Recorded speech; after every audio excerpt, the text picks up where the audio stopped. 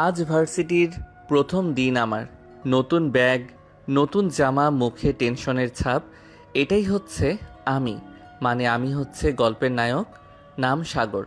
লাজুক, ভদ্র, আর একটু বোকা টাইপের আমি। নিজের প্রশংসা নিজে করতে খুব ভালো লাগে।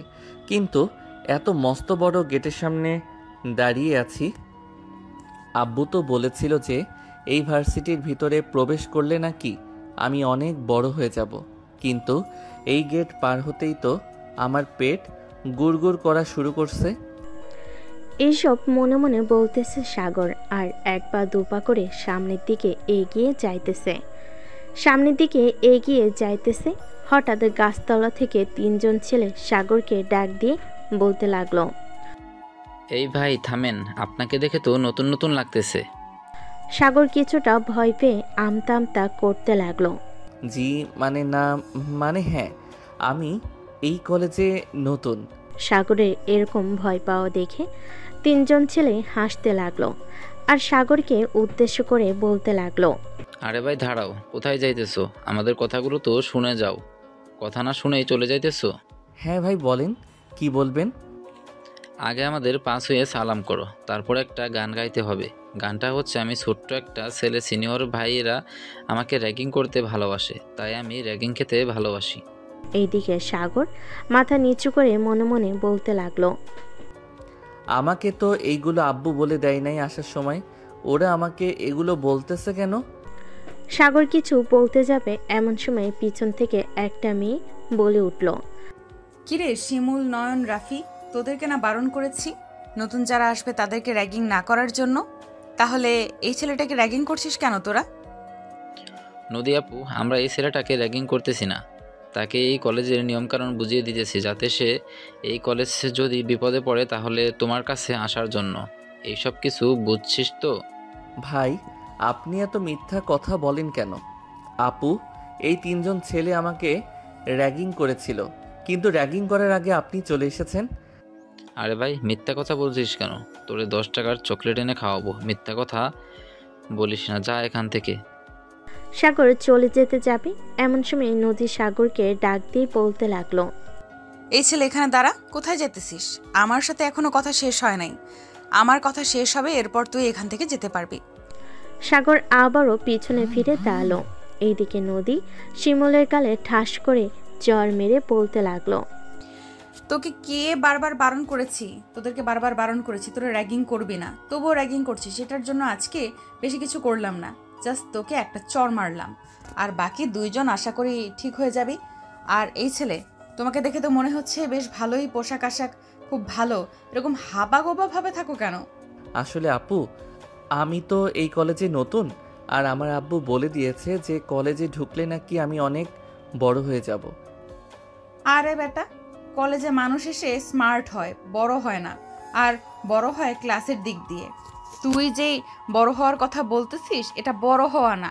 তোর আব্বু বলেছে ক্লাসের দিক দিয়ে বড় হবি, কিন্তু তুই মনে হয় উল্টো ভেবেছিস। এখন ক্লাসে যা, পরে আবার যদি তোর সাথে দেখা হয় তাহলে তোর সকল ডিটেলস জেনে নিব। সাগর ওইখান থেকে হাঁটতে হাঁটতে চলে আসলো ক্লাসরুমে। ভিতরে প্রবেশ করতেই কয়েকজন ছেলে এবং মেয়ে সাগরকে ঘিরে ধরলো আর বলতে লাগলো, এই ছেলে, তোকে এতক্ষণ দাঁড়া করিয়ে রেখে ওই নদী মেয়েটা কি বলেছিল তোকে?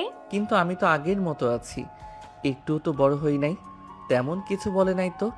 আর সে তো আমার গার্লফ্রেন্ড, আমাকে আবার কি বলবে? কি? তুই নদী আপুর বয়ফ্রেন্ড? আর নদী আপু আমাদের সকলকে বলে বেড়ায় উনি সিঙ্গেল। দাঁড়া, ক্লাস শেষ হোক, এরপর নদী আপুকে ধরতেছি। সাগর চুপচাপ একেবারে পিছনে বেঞ্চে গিয়ে বসে পড়ল। বেশ কয়েকটা ক্লাস শেষ হতেই ক্লাসের সকল ছেলেমেয়েরা চলে আসলো নদীর কাছে। সবাইকে একসাথে আসতে দেখে নদী বলতে লাগলো, কি ব্যাপার, তোমরা সবাই একসাথে এখানে এসেছো? কোনো সমস্যা হয়েছে নাকি? সমস্যা হয়েছে মানে অনেক বড় সমস্যা হয়েছে। আপনি আমাদেরকে কলেজে প্রেম করতে দেন না, আর নিচে অথচ প্রেম করে বেড়াচ্ছেন, তাও আবার জুনিয়র ছেলের সাথে। মানে কি সব আবল তাবল বলতেছো তোমরা? আমি প্রেম করে বেড়াচ্ছি মানে? আমি প্রেম করলে তো আমার ফ্রেন্ড সার্কেলরা সবাই জানতো। কিরে, তোরা চুপ করে আছিস কেন বল? মারিয়া এবং বাকি সবাইকে উদ্দেশ্য করে বলতেছি, নদী রিলেশন করে না। রিলেশন করলে আমরা অবশ্যই জানতাম, আর তোমরা জানতে, যেহেতু নদী এই কলেজের একজন মেয়ে লিডার।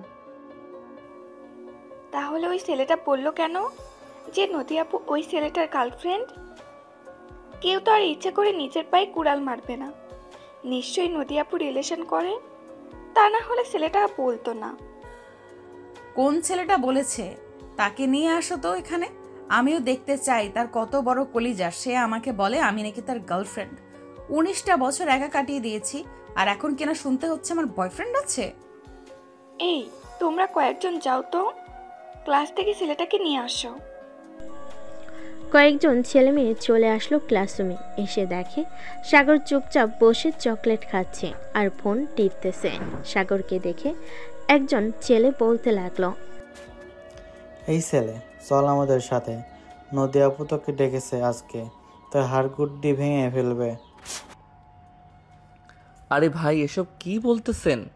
নদীতে পড়ে গেলে তো মানুষ মারা যায়, আর আপনি বলতেছেন নদী আমার হাড্ডি গুড্ডি ভেঙে ফেলবে? এটা কিভাবে সম্ভব? আরে বেটা, এটা সেই নদী না, এটা হচ্ছে একটা মেয়ে, তার নাম হচ্ছে নদী। চল আমাদের সাথে, উনি বাহিরে বসে আছে, তোর জন্য অপেক্ষা করছে। সাগরকে নিয়ে সবাই চলে আসলো বাহিরে।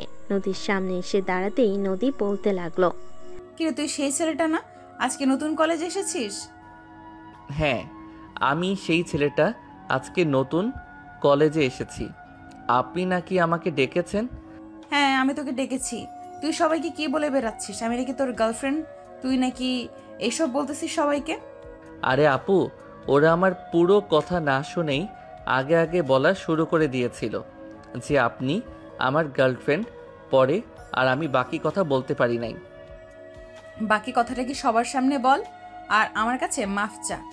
এই পিচ্চি ছেলে, তুমি তো ক্যান্টিনে কাজ করো তাই না? নদী আপু তোমার কাছে চা চাইতেছে, যাও চা নিয়ে আসো। ওরে বলদের বাচ্চা, চা আনতে বলি নাই, মাফ চাইতে বলছি। তাড়াতাড়ি মাফ চা। আরে, আপনি আবারও চা চাইতেছেন?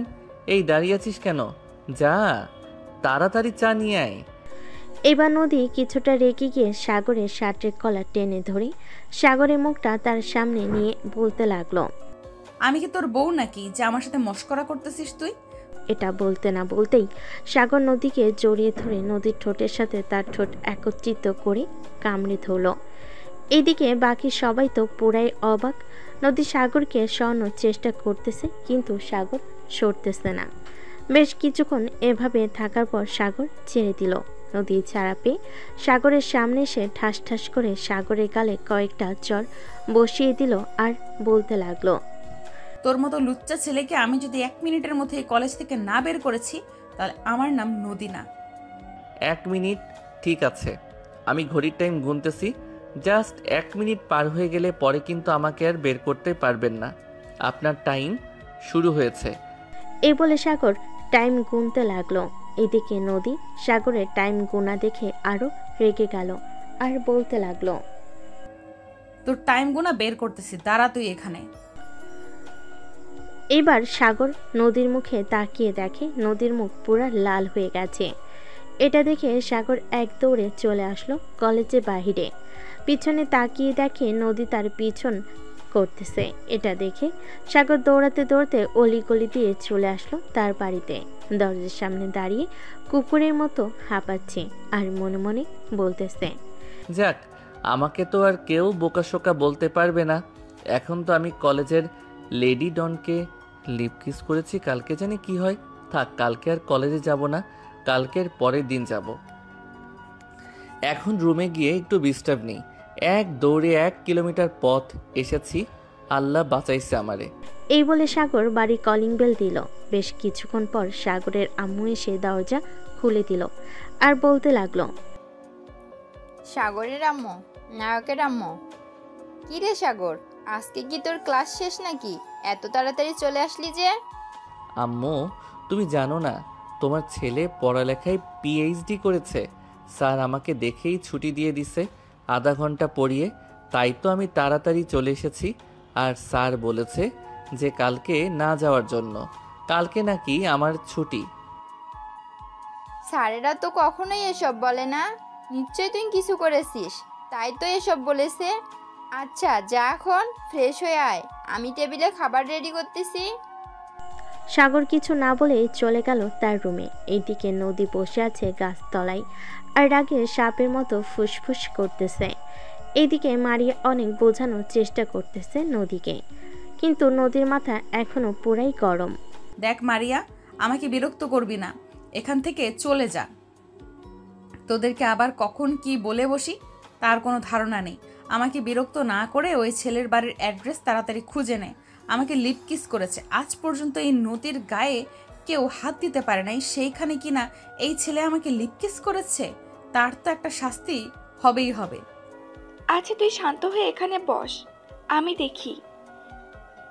দেখি প্রিন্সিপাল স্যার তার কেবিনে আছে নাকি। যদি থাকে তাহলে আমি ওই সাগরের বাড়ির ঠিকানা বের করতেছি। এই বলে মারিয়া চলে গেল প্রিন্সিপাল স্যারের কেবিনে। গিয়ে দেখে প্রিন্সিপাল স্যার বসে বসে আরও কয়েকজন স্যারের সাথে কথা বলতেছে। মারিয়াকে দেখে বলতে লাগলো, কি ব্যাপার মারিয়া, হঠাৎ তুমি আমার কেবিনে? নদীর কিছু হয়েছে নাকি? না স্যার, নদীর কিছু হয় নাই। নদী একদম পুরোপুরি সুস্থ আছে। আপনার কাছে একটা ইনফরমেশন চাইতে এসেছি। আমাদের কলেজে যে নতুন একটা ছেলে ভর্তি হয়েছে, নাম হচ্ছে সাগর, তার বাড়ির ঠিকানাটা একটু দেন তো। ঠিকানা দিব কিভাবে? ছেলেটা তো ঠিকানার জায়গায় কোনো কিছুই লেখে নাই, আর আমি একটু কলেজে ব্যস্ত ছিলাম, তাই আর চেষ্টা করতে পারি নাই। কাগজপত্রগুলো আমার কাছে দেন তো, আমি একবার দেখি। কোনো না কোনো ইনফরমেশন তো পাবো, হয়তো নাম্বার বা বাড়ির অ্যাড্রেস। প্রিন্সিপাল স্যার মারিয়ার কেবিনে সাগরের কাগজগুলো দিতেই মারিয়া সাগরের ফোন নাম্বার পেল। ফোন নাম্বারটা নিয়ে মারিয়া চলে আসলো নদীর কাছে, এসে বলতে লাগলো, নদী, সাগরের ফর্মে কোনো অ্যাড্রেস ছিল না, তবে এই নাম্বারটা পেলাম। ফোন দিব নাকি? ফোন দিব না কি করব, আবার জিজ্ঞেস করতেছিস? তাড়াতাড়ি ফোন দে, দেখ কি রিসিভ করে। যদি ওর আম্মু বা আব্বু রিসিভ করে তাহলে বাড়ির ঠিকানাটা কোনোভাবে নেই, তারপর তার বিচার আমি করতেছি। মারিয়া ওই নাম্বারে ফোন দিতেই সাগর কলটা রিসিভ করলো, কানে কাছে নিয়ে এলো। তখন ওই পাশ থেকে নদী বলতে লাগলো, এই কুত্তার বাচ্চা, তোর যদি সাহস থাকে তাহলে তুই এক্ষুনি কলেজ মাঠে আয়। আমি তোকে দেখতে চাই, তোর কত বড় সাহস, তুই আমাকে লিপ কিস করেছিস। আমার তো মাথায় এখন আগুন ধরতেছে। মিস নদী, আমি তো আপনার মাথায় আগুন ধরানোর জন্য ওই কলেজে ভর্তি হয়েছি। আর আমাকে বলেছিলেন কি আমি হাবাগোবা। দেখেছেন তো এই হাবাগোবা ছেলেটা কি করতে পারে আপনার। কালকে আমি কলেজে যাব না, আপনি দেখি কি করতে পারেন আমাকে। আমার বাড়ির ঠিকানা পেলেন না, আপনি কিভাবে আমাকে বের করবেন? তোকে বের করার সময় লাগবে না বেশি, এখন ফোন রাখ, রাতের ভেতরে তোকে আমার কাছে নিয়ে আসবো, এরপর তোকে তোর প্রাপ্য শাস্তি দিব। এই বলে নদী কলটা কেটে দিয়ে মারিয়ার কাছ থেকে বিদায় নিয়ে চলে আসলো তার বাসায়। কলিং বেল দিতেই তার আম্মু এসে দরজা খুলে দিল। নদীকে রাগান্বিত অবস্থায় দেখে কিছু জিজ্ঞেস করে না, কারণ নদীর আম্মু জানে যদি এখন কিছু জিজ্ঞেস করে তাহলে তার উপর দিয়ে ঝড় যাবে। এদিকে নদী বাড়ির ভিতরে ঢুকতে ঢুকতেই বলতে লাগলো, আম্মু মামাকে ফোন দাও আর বলো যে আমার একটা বাড়ির অ্যাড্রেস লাগবে, আমি ফোন নাম্বার দিতেছি। কি হয়েছে নদী, আমাকে একবার বল, আমি শুনি, এরপর তোর মামাকে ফোন দিতেছি। আমি তোকে ফোন দিতে বলেছি, অন্য কিছু বলতে বলি নাই। তুমি তাড়াতাড়ি ফোন দাও, ফোন দিয়ে তারপর আমাকে ফোন দাও, ফোনটায় আমি কথা বলতেছি। নদীর আম্মু নদীকে খুব ভয় পায়, কারণ নদী যখন যেটা বলবে তাই করবে। এখন সে বলেছে তার মাম্মাকে ফোন দেওয়ার জন্য, তার মানে তার মামাকে ফোন দিতে হবে, না হলে নদী অনেক রেগে যাবে। নদীর আম্মু তার ছোট ভাইকে কল দিতেই ওপাশ থেকে তার ছোট ভাই কল রিসিভ করলো। এইদিকে নদী ফোনটা হাতে নিয়ে বলতে লাগলো, হ্যালো মামা, আমার একটা বাড়ির অ্যাড্রেস বা একটা ছেলেকে চাই, এনে দিতে পারবে? অবশ্যই পারবো, তুই শুধু ফোন নাম্বারটা দে, এরপর আমি ছেলেটাকে তুলে নিয়ে আসতেছি। ঠিক আছে, ছেলেটাকে তুলে নিয়ে আসবে, তবে একটা কথা, তুমি পুলিশের ড্রেস পরে যাবে না। পুলিশের ড্রেস পরে গেলে ছেলেটা আসবে না। তুই কোনো চিন্তা করিস না, তুই শুধু দেখ আমি ছেলেটাকে কিভাবে তুলে নিয়ে আসি। তুই নাম্বারটা দে, ছেলেটাকে নিয়ে আসার পর আমি তোকে ফোন দিয়ে জানাবো। ঠিক আছে মামা, এখন তাহলে ফোন রাখলাম, আর যত তাড়াতাড়ি পারো তাকে তুলে নিয়ে আসো। এই বলে নদী কলটা কেটে দিল। এদিকে নদীর মামা মুক্তার নাম্বারটা তুলে কল দিল সাগরকে। বেশ কিছুক্ষণ পর সাগর কলটা রিসিভ করে বলতে লাগলো, আসসালামু আলাইকুম, কে বলতেছেন? আসসালামু আলাইকুম, আমি থানা থেকে মুক্তার বলছিলাম। আপনার নাম তো সাগর, তাই না? জি, আমার নাম সাগর। কেন, কি হয়েছে? আর থানা থেকে হঠাৎ ফোন আসলো কেন? আপনার নামে একটা মেয়ে মামলা করে গেছে কিছুক্ষণ আগে। আপনি দয়া করে একটু থানায় এসে যোগাযোগ করেন, আর যদি না আসেন তাহলে আমরা আপনার বাড়ি থেকে তুলে নিয়ে আসব। তখন কিন্তু আপনার পুরো পরিবারের মান সম্মান চলে যাবে। এসব করার দরকার নেই, আমি কিছুক্ষণের মধ্যে আসতেছি। কোন থানায় আসতে হবে আমাকে? থানায় আসতে হবে না, আমি একটা লোকেশন দিতেছি, ওই লোকেশনে তুমি আসো। এরপর তোমার সকল কিছু যাচাই বাছাই করে তোমাকে ছেড়ে দেওয়া হবে। ঠিক আছে, আপনি ঠিকানাটা মেসেজ করে পাঠিয়ে দিন, আমি কিছুক্ষণের মধ্যে আসতেছি। নদীর মামার ঠিকানাটা মেসেজ করে পাঠিয়ে দিল সাগরকে। মেসেজ পাঠানোর পর নদীর মামা কল দিল নদীকে। বেশ কিছুক্ষণ পর নদী কলটা রিসিভ করে বলতে লাগলো, হ্যাঁ মামা, বলো কি বলবে? আমি তোকে একটা ঠিকানা পাঠাচ্ছি, 10 মিনিটের মধ্যে ওইখানে চলে আয়। সাগর নামের ছেলেটা আসতেছে। ঠিক আছে, ঠিকানাটা মেসেজ করে পাঠিয়ে দাও, আমি কিছুক্ষণের মধ্যে আসতেছি। নদীর মামা কলটা কেটে দিয়ে নদীকে ঠিকানাটা মেসেজ করে পাঠিয়ে দিল। বেশ কিছুক্ষণ পর নদীর মামা চলে গেল। ওইখানে গিয়ে দেখে তার মামা দাঁড়িয়ে আছে পুলিশের গাড়ি নিয়ে।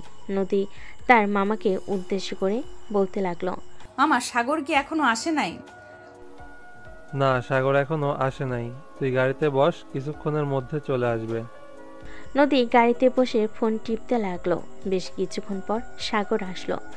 গাড়ির সামনে এসে দাঁড়াতেই নদীর মামা সাগরকে উদ্দেশ্য করে বলতে লাগলো, গাড়ির ভিতরে বসো, এরপর তোমার সাথে কথা বলতেছি। সাগর গাড়ির ভিতরে ঢুকে বসে পড়তে সামনের দিকে তাকিয়ে দেখে নদী বসে আছে। নদীকে দেখে কিছুটা ভয় পেয়ে সাগর বলতে লাগলো, আপু, আপনি এখানে কি করেন? আমি এখানে কি করি তোকে না হয় কিছুক্ষণ পর বলতেছি। আমি এখানে কি করি, আগে তোর তেলগুলো মজিয়ে নেই। মামা, তুমি গাড়ি থেকে কিছুটা দূরে গিয়ে দাঁড়াও, আমি ওর একটা ব্যবস্থা করে এরপর তোমাকে ডাক দিতেছি। ঠিক আছে, তুই তোর কাজ কর, আমি দোকান থেকে 1 কাপ চা খেয়ে আসতেছি। নদীর মামা এখান থেকে চলে গেল চায়ের দোকানে। এইদিকে নদী গাড়ির গ্লাসগুলো উঠিয়ে দিয়ে সাগরের সামনে এসে বসলো আর বলতে লাগলো, কে যেন বলেছিলি আমি তোর গার্লফ্রেন্ড? যা, মেনে নিলাম আমি তোর গার্লফ্রেন্ড। এখন আমার কথা শোন, গার্লফ্রেন্ড হয়েছি বলে কি আমার ঠোঁটের সাথে তোর ঠোঁট একত্রিত করে লিপকিস করতে হবে? লিপকিস করবো না তো কি করব? আপনার এত সুন্দর ঠোঁট কাছে পেয়ে ছেড়ে দিব নাকি? সবার মতো আমি না। হ্যাঁ, তোকে বুঝতে পারলাম।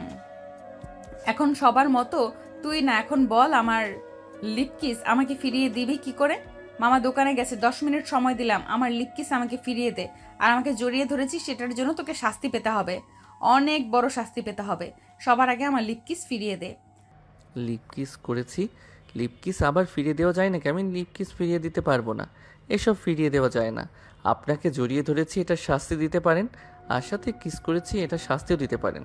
তুই আগে আমার লিপকিস ফিরিয়ে দে, এরপর তোকে জড়িয়ে ধরার শাস্তি দিতেছি। আগে জড়িয়ে ধরার শাস্তিটা দেন, এরপর আমি লিপকিস ফিরিয়ে দেওয়ার চিন্তা ভাবনা করতেছি। ততক্ষণে আপনি জড়িয়ে ধরার শাস্তিটা দিয়ে দেন। নদী তার ব্যাগ থেকে একটা লোহার আর তার কাটা একটা মেস বের করে তার কাটা গরম করতে লাগলো। দীর্ঘ 3.5 মিনিট গরম করার পর তার কাটাটা একেবারে রক্তবর্ণ লাল হয়ে গেছে। এই তার কাটাটা সাগরের হাতের বিভিন্ন জায়গায় লাগিয়ে দিল। লাগানোর সাথে সাথে ওই জায়গাটা পুড়ে ফসকা পড়ে গেছে সাথে সাথেই। এটা দেখে সাগর এক পলকভাবে নদীর দিকে তাকিয়ে আছে। এইদিকে নদী আবারও তার কাটাটা বেশ কয়েক মিনিট গরম করার পর আবারও সাগরের হাতে লাগিয়ে দিল। এইভাবে 2 হাতে পুরো বিভিন্ন জায়গায় লাল বানিয়ে ফেলেছে আর ফসকা পড়ে গেছে। নদী সাগরের দুগাল খামচে ধরল। বেশ কিছুক্ষণ খামচে ধরার পর সাগরের দুই গাল থেকে রক্ত বের হতে লাগলো। এটা দেখে নদী সাগরকে ছেড়ে দিয়ে বলতে লাগলো, এবারের মতো তোকে ছেড়ে দিলাম, আর ভুলেও কিন্তু ওই কলেজে কারোর সাথে এরকম ব্যবহার করিস না। যদি এরকম ব্যবহার করিস তাহলে বুঝতেই পারছিস, আমার সাথে যদি এতটুকু ব্যবহারের কারণে আমি এতটুকু করতে পারি, অন্য কারোর সাথে করলে আমি কি করতে পারি তা তোর ধারণা হয়ে গেছে আশা করি। এখন যা। সাগর গাড়ি থেকে নেমে হাঁটা দিল বাড়ির উদ্দেশ্যে। বেশ কিছুক্ষণ হাঁটতে হাঁটতে সাগর চলে আসলো বাড়িতে। মুখে একটা মাস্ক পরে নিয়ে কলিং বেলটা বাজালো। বেশ কিছুক্ষণ পর সাগরের ছোট বোন এসে দরজা খুলে দিয়ে বলতে লাগলো, কি ব্যাপার ভাইয়া, হঠাৎ তুমি মুখে মাস্ক পরে এসেছো? কোনো সমস্যা হয়েছে নাকি? আরে কি সমস্যা হবে, কোনো সমস্যা হয় নাই। রাস্তায় অনেক ধুলাবালি পড়েছে তো এটার জন্য মাস্ক পরেছিলাম। আচ্ছা আমি এখন রুমে গেলাম, আমাকে ডাক দিস না রাতে, আমি খাবার খাবো না। যদি ক্ষুধা লাগে তাহলে আমি তোকে বলবো নে, তুই খাবার এনে দিয়ে যাস আমার রুমে। ঠিক আছে ভাইয়া, যাও তাহলে তুমি তোমার রুমে যাও। আর কিছু লাগলে আমাকে বলবে, কেমন? আম্মু একটু মামাদের বাসায় গেছে, বলেছে যে সন্ধ্যার দিকে চলে আসবে। সাগর কিছু না বলে চলে আসলো তার রুমে। দরজাটা লাগিয়ে দিয়ে তাড়াতাড়ি করে শার্টটা খুলে ফেলতেই দেখতে পেল পুরো শরীরে দাগ বসে গেছে এবং ফোসকা পড়ে গেছে।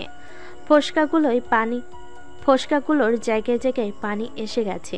এটা দেখে সাগর কান্না করে দিল আর বলতে লাগলো, সামান্য মাত্র ছোট্ট একটা ভুলের কারণে এত বড় শাস্তি পেলাম। ভাগ্যে হয়তো শাস্তিটা লেখা ছিল, তাই এমন হয়েছে আমার সাথে। সাগর তাড়াতাড়ি করে কয়েকটা ছবি তুলে তার বান্ধবীর কাছে পাঠিয়ে দিল। তার বান্ধবীর বর হচ্ছে একজন ডাক্তার।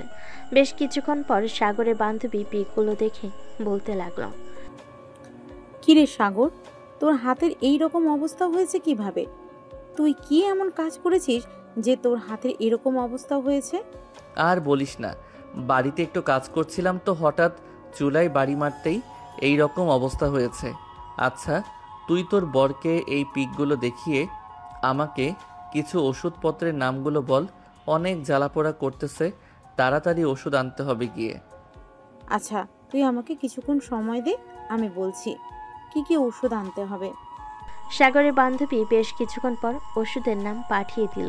এইদিকে সাগর ওষুধের নামগুলো একটা কাগজে লিখে তার বন্ধু রাকিবের ফোনে ছবিটা পাঠিয়ে বলতে লাগলো, হ্যালো রাকিব, এই ওষুধগুলো আমাকে এনে দে তো, আমি তোর বিকাশে 2000 টাকা পাঠাচ্ছি। যদি আরও বেশি টাকা লাগে তাহলে তোর কাছে থাকলে দিয়ে নিয়ে আসিস, পরে বাসায় আসলে আমি তোকে পাঠিয়ে দিব নে। আর ওষুধগুলো তোর কলেজ ব্যাগের ভিতরে ভরে এরপর নিয়ে আসবি, যাতে বাড়ির কেউ না দেখে। হঠাৎ এই ওষুধগুলো কি কাজে লাগবে? আর তোর কি হয়েছে যে এত ভয় পাচ্ছিস আর এইরকমভাবে কথা বলতেছিস?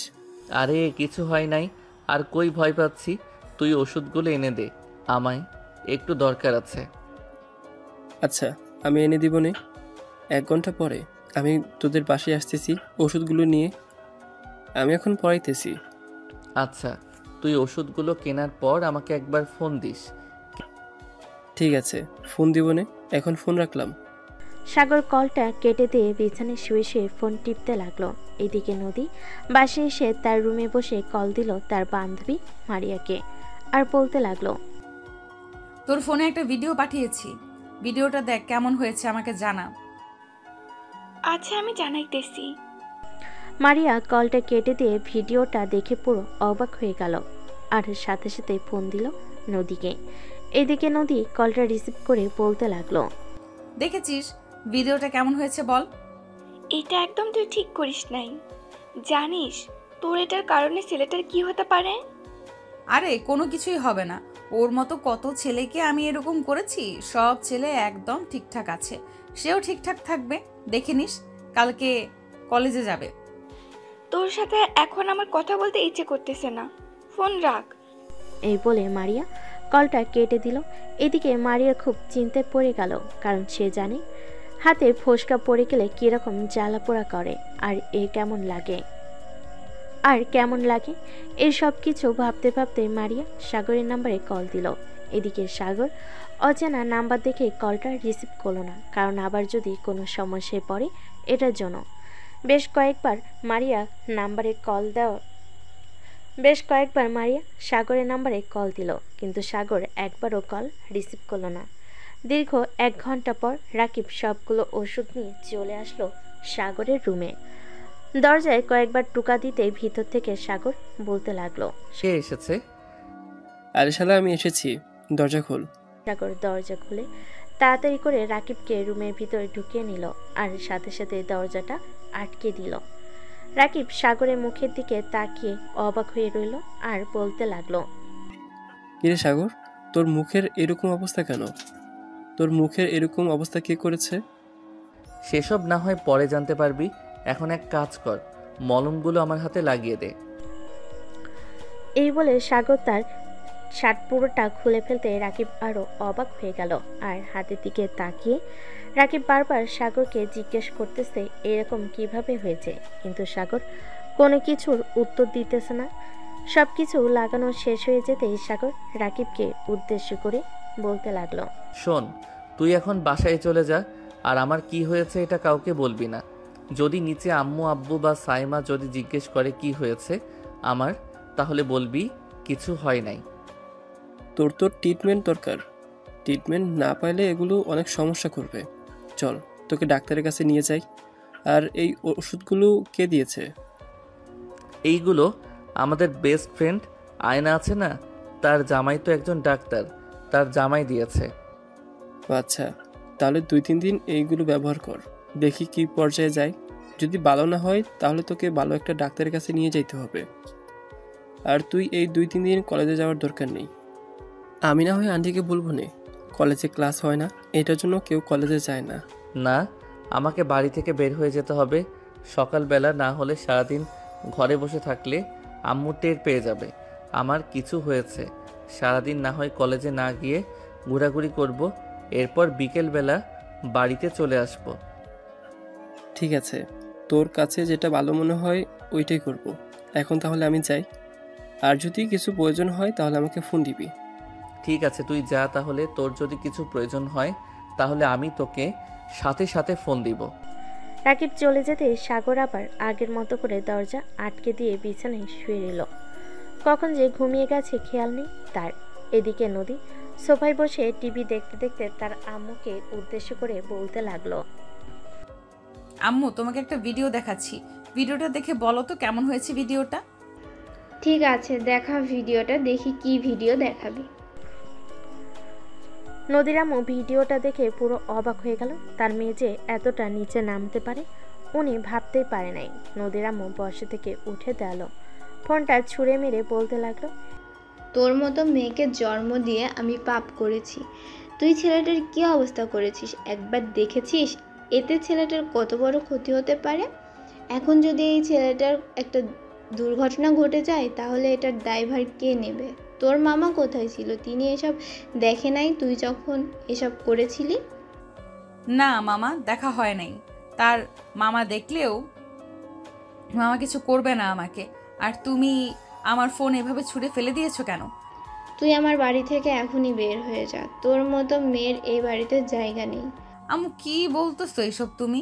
ভিডিওটা দেখে মনে হয় তুমি পাগল হয়ে গেছো, উল্টাপাল্টা বকাবকি শুরু করে দিয়েছো। আমি উল্টাপাল্টা বকা শুরু করে দেই নাই, তোকে যেটা বলেছি সেটা কর। তুই এখনই এ বাড়ি থেকে বের হয়ে যা। আমি বের হব না। এ বলে নদী সোফা থেকে উঠে ফোনটা নিয়ে নিচে চলে আসলো তার রুমে।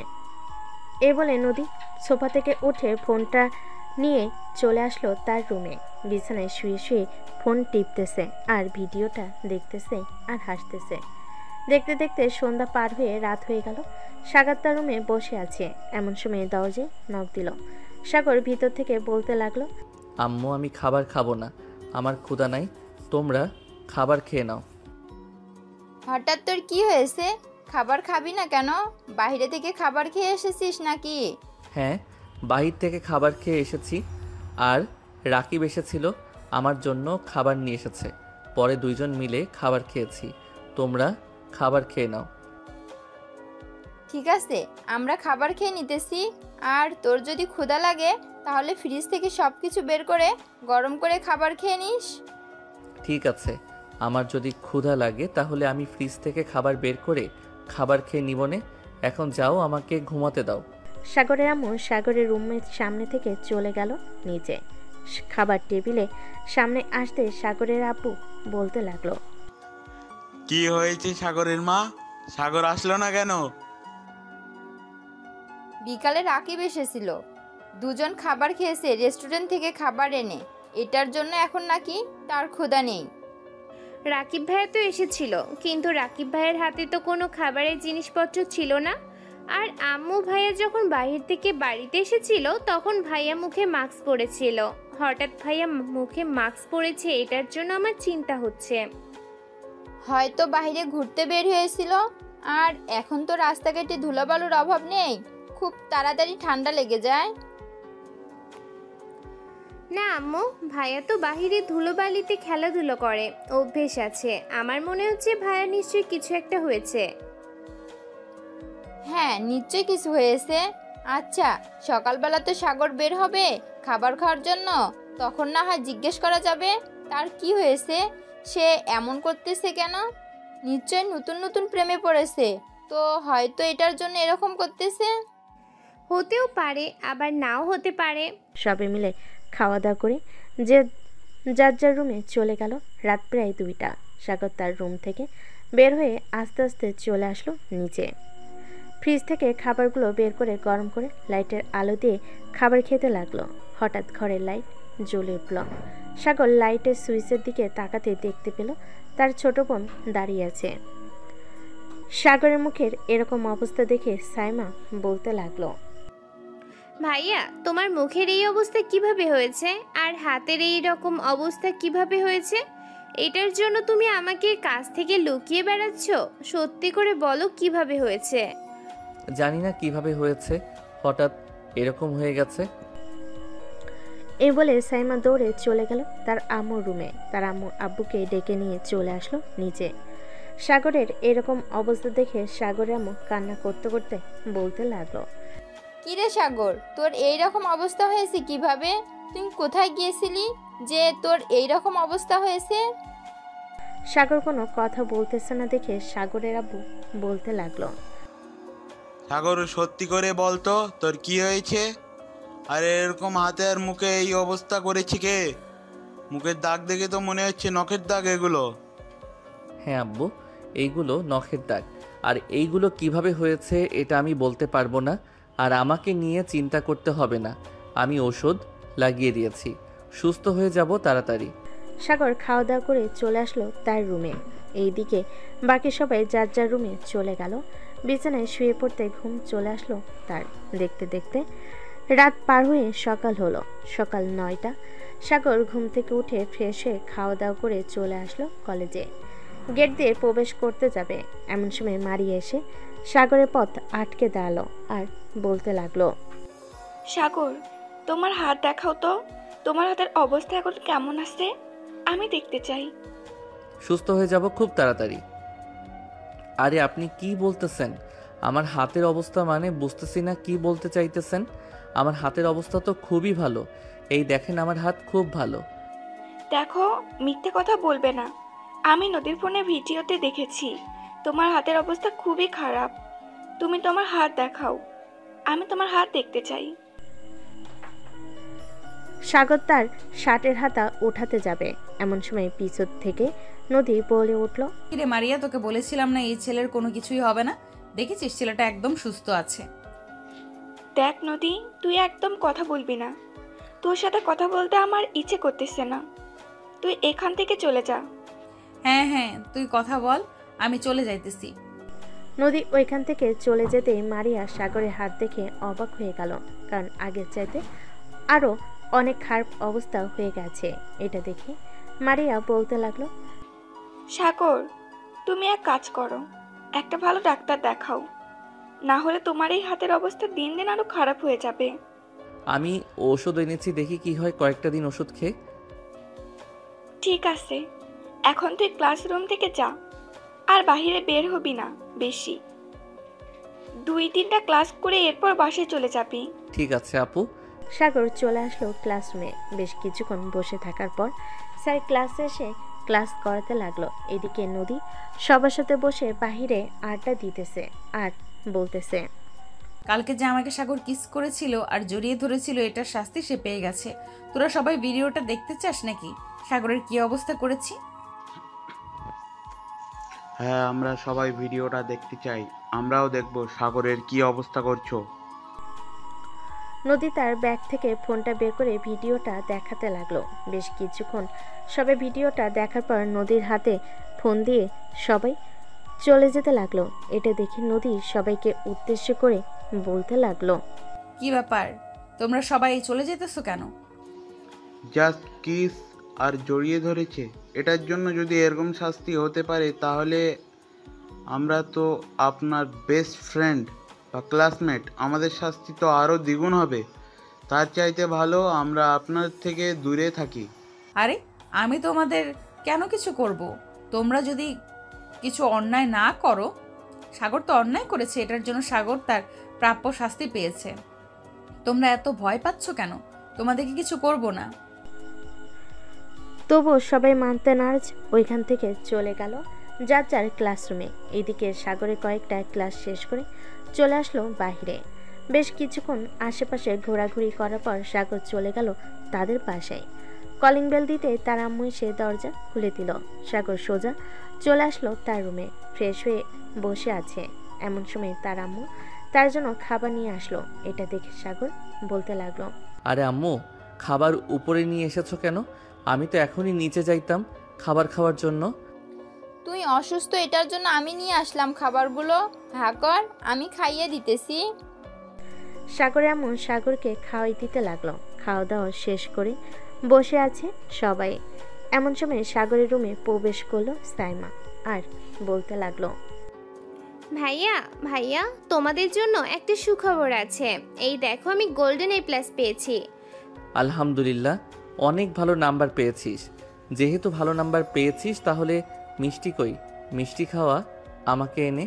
ভাইয়া ভাইয়া, তোমাদের জন্য একটা সুখবর আছে। এই দেখো, আমি গোল্ডেন। আচ্ছা, বিকালে তোমাকে নিয়ে দোকানে যাব, এরপর না হয় মিষ্টি খাবো। ঠিক আছে, এখন তোমরা যাও, আমি একটু ঘুমাবো, খুব ঘুম পাইতেছে। সাগরের আম্মু আর সাইমা চলে গেল তাদের রুমে। ওইদিকে সাগর দরজাটা লাগিয়ে দিয়ে ওষুধ লাগিয়ে ঘুমিয়ে পড়ল। দেখতে দেখতে বিকেল হয়ে আসলো। বিকেল 5টা। সাইমাকে নিয়ে চলে আসলো একটা পার্কে। দুজন বসে বাদাম খাইতেছে। এমন সময় নদী এসে সামনে দাঁড়ালো আর বলতে লাগলো, বাহ, এইখানে বসে প্রেম করতেছিস, বেশ ভালোই। কলেজে যদি প্রেম করতি তাহলে তোকে আর একটু শিক্ষা দিয়ে দিতাম। মাত্র তো হাতে আর মুখের অবস্থা খারাপ করেছি। সাইমা বেঞ্চ থেকে উঠে নদীর গালে ঠাস ঠাস করে কয়েকটা চর মারলো আর বলতে লাগলো, এই বেহায়া মেয়ে, আমার ভাইয়া তোকে কি এমন করেছিল যে তুই আমার ভাইয়ার এরকম অবস্থা করেছিস? তাড়াতাড়ি বল, না হলে কিন্তু আমি আবারও তোর গালে চড় মারবো। আরে সাইমা, তুই এসব কি করতেছিস? ছেড়ে দে মেয়েটাকে। আর ওনার কোনো অপরাধ নাই, আমি অপরাধ করেছি, এটার জন্য শাস্তি পেয়েছি। সাগরের কথায় সাইমা নদীকে ছেড়ে দিল। আর এদিকে নদী রাগে দাঁত কটমট করতে করতে বলতে লাগলো, সাগর, তোর বোন আমাকে এরকম করেছে না, এটার শাস্তি তোর বোনকে না তোকে দিব। কালকে শুধু তুই কলেজে আয়, তারপর তোর শাস্তির আমি ব্যবস্থা করতেছি। বলে নদী ওইখান থেকে চলে গেল। এদিকে সাইমা সাগরকে উদ্দেশ্য করে বলতে লাগলো, ভাইয়া, এই মেয়েটা তোমার উপর অত্যাচার করেছে, আর তুমি এই মেয়েকে কিছু বললে না। আমি আব্বুকে ফোন দিয়ে বলবো নাকি এসব? আব্বুকে বললে কিন্তু আব্বু এই মেয়েটাকে সোজা বানিয়ে ফেলবে। না, কিছু বলতে হবে না আব্বুকে। আমি আরেকটু সুস্থ হই, তারপর নিজে এই মেয়েটাকে শাস্তি দিব। কার সাথে পাঙ্গা নিয়ে এসেছে সে তো জানে না আমি কে, আর আমি কত বড় হারামি। চলো এখন মিষ্টি নিয়ে বাড়িতে চলে যাই, সন্ধ্যা হয়ে আসতেছে। হ্যাঁ ভাইয়া, চলো যাওয়া যাক। সাগর তার বোনকে নিয়ে চলে আসলো মিষ্টির দোকানে। মিষ্টি কিনে বাড়ির উদ্দেশ্যে রওনা দিল। বেশ কিছুক্ষণের মধ্যে দুজন চলে আসলো বাড়িতে। এসে ভাই বোন মিষ্টি খেয়ে আড্ডা দিতেছে। এমন সময় সাগরে আম্মু সাগরকে উদ্দেশ্য করে বলতে লাগলো, সাগর, তোর হাতের অবস্থা এখন কেমন? আর তোর খালাতো বোন আর মামাতো বোন আসবে কালকে বা 2 দিন পরে। তাদেরকে নিয়ে তুই ঘোরাঘুরি করবি। 1 সপ্তাহের মতো এই 1 সপ্তাহ কলেজে যাবি না? ঠিক আছে আম্মু, এই 1 সপ্তাহ না হয় কলেজে না গেলাম। সাইমা, এক কাজ কর, নুডলস তো আছে, আমার জন্য নুডলস রান্না করে নিয়ে আয়। আর তুই খেলে তুইও রান্না করিস। ঠিক আছে ভাইয়া, তুমি বসো, আমি নুডলস রান্না করে নিয়ে আসতেছি। এ বলে সাইমা ওইখান থেকে চলে গেল রান্নাঘরে। বেশ কিছুক্ষণ পর নুডলস রান্না করা শেষ করে চলে আসলো রুমে। সাগরকে 1 প্লেট দিয়ে বাকি 1 প্লেট সে নিজে খেতে লাগলো। খাওয়া দাওয়া শেষ হতে সাগর চলে আসলো তার রুমে। এদিকে নদী বসে বসে টিভি দেখতেছে আর নিজের রান্না করা খাবার খাইতেছে। নদীর আম্মু এখন আর রান্না করে না। নদী বসে বসে টিভি দেখতেছে আর খাচ্ছে। এমন সময় তার ফোনটা বেজে উঠলো। তাকিয়ে দেখে অচেনা নাম্বার। কলটা রিসিভ করতে ওপাশ থেকে বলে উঠল, হ্যালো, আপনার নাম কি নদী? আপনি কি আর যে এই কলেজে লেখাপড়া করেন? হ্যাঁ, আমি এই কলেজে লেখাপড়া করি। কেন, কি হয়েছে? আর আপনি কে? আমার ফোন নাম্বার কোথা থেকে পেলেন? আমি আপনার ফোন নাম্বার কোথায় থেকে পেয়েছি এটা না হয় পরে বলবো। তার আগে আমাকে কিছু প্রশ্নের উত্তর দেন। সাগর নামের একটা ছেলে আছে, তাকে আপনি এরকম করছেন কেন? আরে ভাই, আপনি কে? আর আমার প্রশ্নের উত্তর দেন, এরপর আমি আপনার প্রশ্নের উত্তর দিব। আগে আপনি আমার প্রশ্নের উত্তর দেন, এরপর আপনার প্রশ্নের উত্তর দেব আমি। আপনি যে কাজগুলো করছেন এই কাজগুলো একেবারে ঠিক করেন নাই। খুব শীঘ্রই আপনার উপরে চাপ আসবে, এরপর দেখে নিন। ফোন রাখলাম, এখন ভালো থাকবেন। এদিকে নদী টেনশনে পড়ে গেল। কে তাকে ফোন দিয়ে হুমকি দিল। এসব ভাবতে ভাবতে নদী চলে আসলো তার রুমে। দেখতে দেখতে রাত 11টা বেজে গেল। নদী খাওয়া দাওয়া করে তার রুমে এসে ঘুমিয়ে গেল। এদিকে সাগর বেলকুনিতে দাঁড়িয়ে ফোন টিপতেছে। এমন সময় তার ফোনটা বেজে উঠল। তাকিয়ে দেখে রাকিব ফোন দিয়েছে। কলটা রিসিভ করতেই ও পাশ থেকে রাকিব বলতে লাগলো, সাগর, আমি নদীকে ছেড়ে দিয়েছি আর বলছি যে খুব শীঘ্রই তার জীবনে অনেক বড় পরিবর্তন আসতে চলেছে। যে পরিবর্তনটা তুই করবি। এখন আর তার সামনে পিছনে কোনো ছাত্রছাত্রী নেই, তুই চাইলে যা ইচ্ছা তাই করতে পারিস। এখন আমি কোনো কিছুই করব না। এখন কোনো কিছু করলে পরে একটা সমস্যা হবে। আচ্ছা, তোর যখন ইচ্ছে হবে তখন না হয় তুই কিছু করিস। এখন এক কাজ কর, তুই কালকে নদীকে সামান্য পরিমাণে একটা ডোজ খাওয়াবি, যাতে নদী তোকে আস্তে আস্তে চিনতে পারে। এটা নিয়ে চিন্তা করিস না, আমার হাতের অবস্থা এখনও তেমন ভালো হয় নাই। ভালো হোক, এরপর আমি নদীকে দেখে নিব। আমাকে এখনও চিনে নাই আমি কে। হ্যাঁ, তুই ভালো হলে এরপর নদীর একটা ব্যবস্থা করতে হবে। এখন ঘুমা, রাত হয়েছে অনেক। কালকে আবার কলেজে যাবি, আমিও যাব কলেজে কালকে। এই বলে রাকিব কলটা কেটে দিল। এদিকে সাগর তার রুমে এসে বিছানায় শুয়ে পড়তে ঘুম চলে আসলো তার। কখন যে ঘুমিয়ে গেছে টেরই পেল না। দেখতে দেখতে কেটে গেল সারা রাত। সকাল 9টা। সাগর ঘুম থেকে উঠে ফ্রেশ হয়ে চলে আসলো নিচে। খাওয়া দাওয়া করে বসে আছে। এমন সময় তার আম্মু বলতে লাগলো, সাগর, আজকে কলেজে যাবি নাকি? হ্যাঁ আম্মু, আজকে কলেজে যাব কেন? কোনো দরকার নাকি? না, তেমন কোনো দরকার না। ওরা আসবে তো কালকে, তুই নিয়ে আসবি স্টেশন থেকে ওদেরকে। ওদের তো গাড়ি আছে, ওদেরকে বলো গাড়ি দিয়ে চলে আসার জন্য। তাহলে তো একেবারে আমাদের বাসার সামনে আসতে পারবে। আমি বলেছিলাম গাড়ি নিয়ে আসার জন্য, ওরা বলেছে যে ওরা ট্রেন দিয়ে আসবে। পরে আর আমি কিছু বলি নাই। ও আচ্ছা, এখন আমাকে খাবার দাও, খুব ক্ষুধা লাগছে। সাগর খাওয়া দাওয়া করে চলে আসলো কলেজে। গেট দিয়ে প্রবেশ করতে মারিয়া এসে সামনে দাঁড়ালো আর সাগরকে উদ্দেশ্য করে বলতে লাগলো, সাগর, তোমার হাতের অবস্থা এখন কেমন আছে? ঠিকমতো ওষুধ খাচ্ছ তো?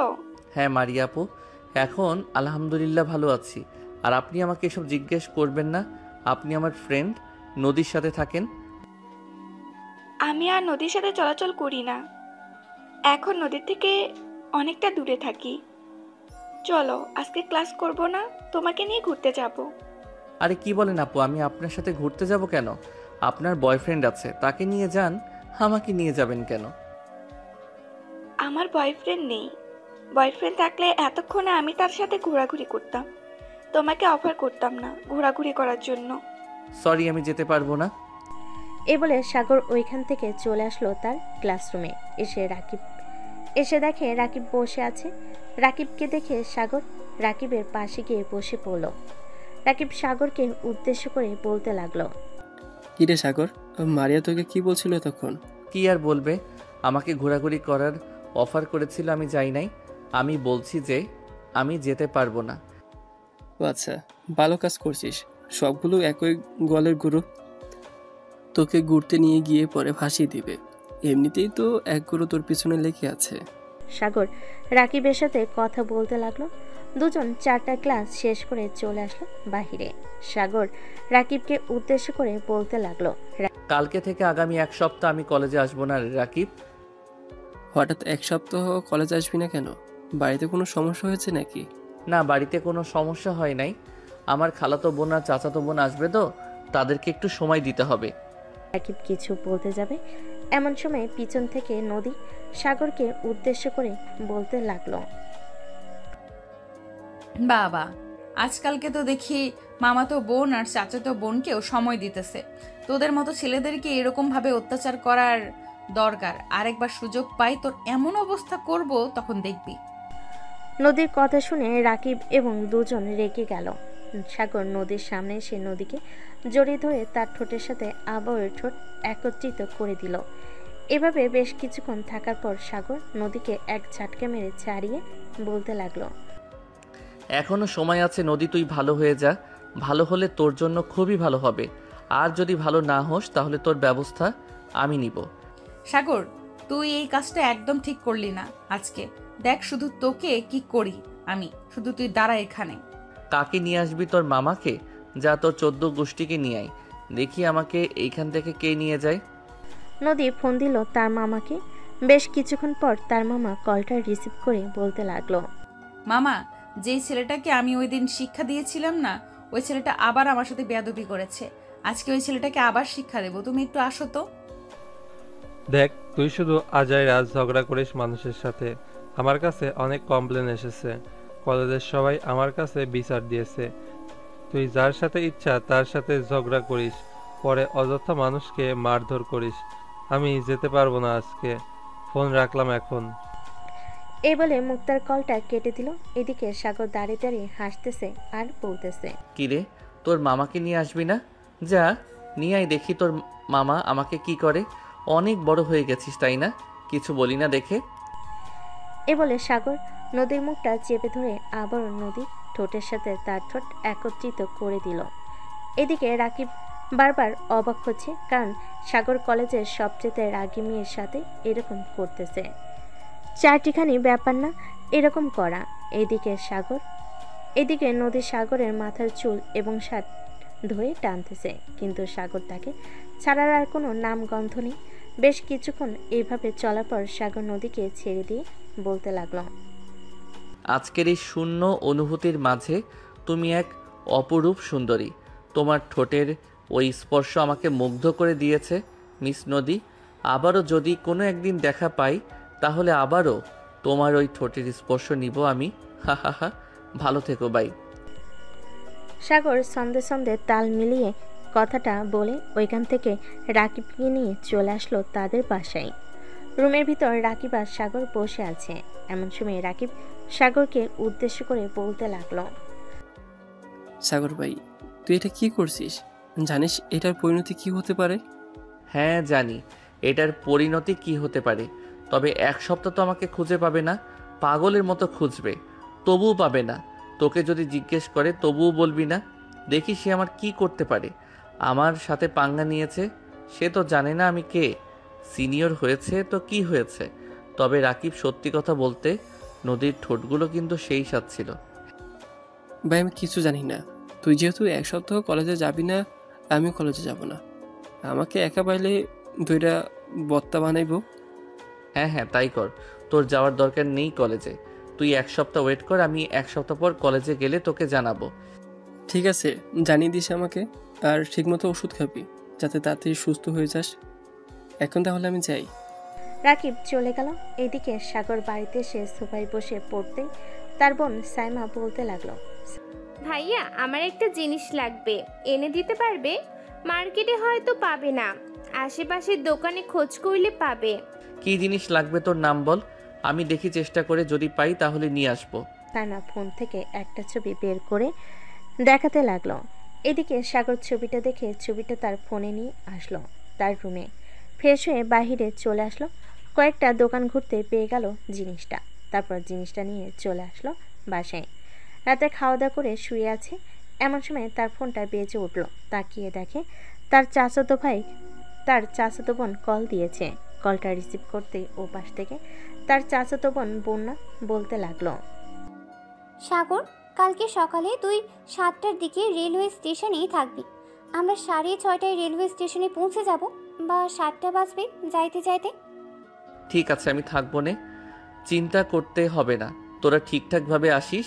আচ্ছা, এখন তাহলে ফোন রাখলাম, ট্রেন চলে এসেছে। বন্যা কল কেটে দিয়ে ট্রেনে উঠে পড়ল। চলুন, অনেক তো সাগরের গল্প শুনলেন, এবার নদীর গল্প শুনে আসি। নদী কি করতেছে এবং তার অবস্থা কি। নদী কলেজ থেকে বের হয়ে সোজা চলে আসলো তাদের বাড়িতে। তার রুমে দরজাটা লাগিয়ে দিয়ে সোজা চলে গেল ওয়াশরুমে। শাওয়ার ছেড়ে দিয়ে বসে আছে দীর্ঘ কয়েক ঘন্টা। এভাবে থাকার পর নদী ওয়াশরুম থেকে বের হলো। এখন তার মাথা পুরোপুরি ঠান্ডা। এদিকে নদীর আম্মু সোফায় বসে মনে মনে বলতে লাগলো, হঠাৎ মেয়েটার কি এমন হয়েছে যে এতক্ষণ ধরে ওয়াশরুমে ছিল? যাই হয়ে যাক না কেন, সে মরে গেলেও আমি জিজ্ঞেস করব না। আমি আমার মতো বসে টিভি দেখি। নদীর আম্মু বসে বসে টিভি দেখতে লাগলো। এদিকে নদী বিছানায় শুয়ে পড়ল। চোখটা বন্ধ করতে তার চোখের সামনে বারবার সেই দৃশ্যটা ভেসে উঠতেছে। এটা দেখে নদী বলতে লাগলো, এই কুত্তার বাচ্চার জন্য আমার জীবনটা শেষ হয়ে যাইতেছে। কিভাবে যে ওই কুত্তার বাচ্চাকে একটা শাস্তি দেই বুঝতে পারতেছি না। এখনকার হেল্প নিব যাতে ওই সাগরকে শাস্তি দিতে পারি। এখন এসব ভাবলে চলবে না, এখন ঠান্ডা মাথা নিয়ে ঘুমাতে হবে। না ঘুমালে পরে কিভাবে কি করব কিছুই বুঝতে পারবো না। এসব নিয়ে নদী চিন্তা ভাবনা করতে করতে ঘুমিতে সে পাড়ি জমালো। পরের দিন সকাল 7টা। সাগর তাড়াতাড়ি ঘুম থেকে উঠে ফ্রেশ হয়ে চলে আসলো রেলওয়ে স্টেশনে। এসে দেখে ট্রেনে সে দাঁড়িয়ে আছে। সাগর তার পকেট থেকে ফোনটা বের করে ফোন দিল বন্যাকে। এদিকে বন্যা দাঁড়িয়ে আছে সাগরের পিছনে। সাগর বন্যাকে কল দিতেই ফোনটা বেজে উঠল আর বন্যা রিসিভ করে বলতে লাগলো, আমি যে তোর পিছনে দাঁড়িয়ে আছি তুই দেখিস না? পিছনে তাকা হারামজাদা। সাগর পিছনে তাকাতেই দেখতে পেল বন্যা দাঁড়িয়ে আছে। বেশ কিছুক্ষণ তাদের দুজনের মধ্যে কথা বলে চলে আসলো গাড়িতে। এইদিকে সাগর ড্রাইভ করতেছে, বাকি দুজন পিছনে বসে আছে আর টুকটাক কথা বলছে সাগরের সাথে।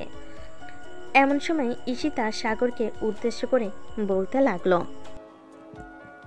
কিরে সাগর, এসব কি শুনতেছি? তুই নাকি কোন মেয়ের সাথে রিলেশন করিস, এটা কি সত্যি? আরে ঈশিতা আপু, তোমাকে আবার কে বললো আমি রিলেশন করি? আর আমি রিলেশন করলে তোমরা তো অবশ্যই জানতে। তোমরা আমার বড় বোন, তো তোমরা আগে জানবে না? ভুলেও কিন্তু এই কাজ করিস না। এই কাজ করলে তোর খবর আছে। আজকে দুপুর অবধি ঘুমাবো, পরে খাওয়া দাওয়া করে তোর সাথে কিছুক্ষণ আড্ডা দিব, দিয়ে বিকেলবেলা তোকে নিয়ে বের হবো ঘোরার জন্য। পরেই বুঝতে পারবো তুই কারোর সাথে রিলেশন করিস নাকি। রিলেশন করলে মেয়েটার চোখে যদি তুই পড়িস তাহলে অবশ্যই কিছু না কিছু বলবে, আর না হয় কিছু রিয়াকশন করবে। তোমরা শুধু আজাইরা ফাউল কথা বলো, চুপ থাকো তো। আমি বারবার বলতেছি যে আমি কারোর সাথে রিলেশন করি না, তোমরা কেন বারবার বলতেছো আমি কারোর সাথে রিলেশন করি? আচ্ছা যা, ধরে নিলাম তুই কারোর সাথে রিলেশন করিস না। এখন চুপচাপ গাড়ি চলা, বাড়িতে যাই আগে। সারা রাত ঘুমাই নাই, মাথা ব্যথা করতেছে। সাগর দুজনকে নিয়ে চলে আসলো বাড়িতে। দুজন ফ্রেশ হয়ে সাগরের রুমে গিয়ে ঘুমিয়ে পড়ল। এদিকে সাগর সাইমের রুমে শুয়ে ফোন টিপতেছে। এমন সময় তার ফোনটা বেজে উঠল। তাকিয়ে দেখে নদী কল দিয়েছে। কলটা রিসিভ করে সাইমের হাতে ধরিয়ে দিল। এইদিকে নদী হ্যালো বলতেই সাইমা তার কাজ শুরু করে দিল। কি কাজ শুরু করে দিল বুঝলেন না তো? আরে ভাই, একটু বোঝার চেষ্টা করেন। মানে বকা দেওয়া শুরু করে দিল। দীর্ঘ 10 মিনিট বকা দেওয়ার পর সাগর সাইমার কাছ থেকে ফোনটা নিয়ে কলটা কেটে দিল আর সাইমাকে উদ্দেশ্য করে বলতে লাগলো, সাইমা, তুই অনেক সুন্দর একটা কাজ করেছিস। আমি তো ভাবছিলাম তুই কিছু বলতে পারবি না, কিন্তু তুই যে এত ট্যালেন্টেড আগে জানতাম না। আমি এখন ঘুমালাম। আবার যদি কেউ ফোন দেয় তাহলে আগে তার নাম জিজ্ঞেস করবি, এরপর কথা বলবি। যদি নদী নামের কেউ হয় তাহলে এইভাবে বকা দিবি। ঠিক আছে ভাইয়া। এইদিকে নদী বকাগুলো খেয়ে তার পেটের ভাত হজম হয়ে গেল আর মনে মনে বলতে লাগলো, নিশ্চয়ই এটা তার বউ হবে। বউ না হলে এইভাবে তো কেউ বকাবকি করে না। শালা, ঘরে বউ রেখে বাইরে লুচ্চামি করিস? দাঁড়া, তোর বাড়ির ঠিকানা একবার পেয়ে যাই, এরপর তোর বউয়ের কাছে বলতেছি তোর চরিত্র কেমন। এইসব বিড়বিড় করতেছে নদী। এমন সময় তার রুমে প্রবেশ করলো তার মা। নদীকে উদ্দেশ্য করে বলতে লাগলো, শোন, তোর আব্বু তোর জন্য ছেলে দেখতেছে। যদি তোর কোনো পছন্দ থাকে তাহলে বলতে পারিস, ওই ছেলের পরিবারের সাথে কথা বলে তোদের বিয়েটা করিয়ে দেব। আমার বিয়ে নিয়ে এত চিন্তা ভাবনা করতেছো কেন তোমরা? আমি কি বলেছি আমি এখন বিয়ে করব? তো চিন্তা ভাবনা বাদ দাও, আব্বুকে বলে দিও আমি এখন বিয়ে করব না। আর বিয়ে করলেও আমার পছন্দ মতো ছেলেকেই বিয়ে করব। যেদিন আমার ছেলে পছন্দ হবে ওই দিন আমি বিয়ে করব। এই বলে নদী তার রুম থেকে বের হয়ে চলে আসলো নিচে। সোফায় বসে টিভি দেখতে লাগলো। এদিকে নদীর আম্মু নদীকে কিছু না বলে তার রুমে চলে আসলো, কারণ উনি জানে কিছু বলে রাগারাগি করবে, তাই বেশি কিছু বলে নাই। বিকাল 4টা। সাগর, ঈশিতা আর বন্যা চলে আসলো একটা পার্কে। সাগর মাঝখানে বসে আছে আর দুই সাইডে দুজন বসে বাদাম খাইতেছে আর কথা বলতেছে। এদিকে নদী তার এক ফ্রেন্ডকে নিয়ে পার্কের ভেতরে প্রবেশ করলো। গাছতলায় সাগরকে দেখে অবাক হয়ে গেল, কারণ তার দুই পাশে 2টা মেয়ে বসে আছে। এটা দেখে নদী চলে আসলো সাগরের কাছে আর বলতে লাগলো, কিরে, এক নারীতে কোনোদিন তো আসক্ত হতে পারবি না। এক নারীতে আসক্ত হওয়া ভালো না, এত নারীতে আসক্ত হওয়া ভালো না। কলেজে আমার সাথে লুচ্চামি করে বেড়াস আর বাড়িতে 2টা মেয়ে নিয়ে রং তামাশা করিস। দেখো নদী আপু, তোমাকে শেষবারের মতো বলে দিতেছি, এইখান থেকে চলে যাও। আর আমি যা ইচ্ছা তাই করব, তোমার তাতে কি? আমি কি তোমার সাথে রিলেশন করি নাকি যে তুমি আমাকে শাসন করবে? রিলেশন করিস না তো কি হয়েছে? রিলেশন করবি না তাহলে কলেজের সবার সামনে আমার ঠোঁটে লিপ কিস করলি কেন সেটা আগে বল। আরে ভাই, তুই পাগল হয়ে গেছিস। যা তো এখান থেকে, মাথাটা খাস না বকবক করে। তুই কলেজে আসবি না, কলেজে যাস একবার, এরপর তোকে দেখাবো মজা। আমার সাথে পাঙ্গা নিয়েছিস, তার ফল ভালো হবে না। আরে যা, তোর মতো নদীকে কত দেখে নিয়েছি আমি। তোকে টোকা দিলেই তো এই খান থেকে 10 হাত দূরে গিয়ে পড়বে। এই ঈশিতা আপু আর বর্ণা আপু, চলো তোমাদেরকে নিয়ে অন্য একটা পার্কে যাই। এইখানে এই পার্কটা নোংরা হয়ে গেছে এই মেয়েটার জন্য। এই বলে সাগর, ঈশিতা আর বন্যাকে নিয়ে চলে আসলো অন্য একটা পার্কে। 3জন বসে বাদাম খাইতেছে। এমন সময় ঈশিতা বলে উঠল, কি রে সাগর, তুই না বলেছিলি কারোর সাথে রিলেশন করিস না? তাহলে এই মেয়েটা এসব কি বলে গেল? তুই নাকি এই মেয়েটার সাথে লিপকিস করেছিস?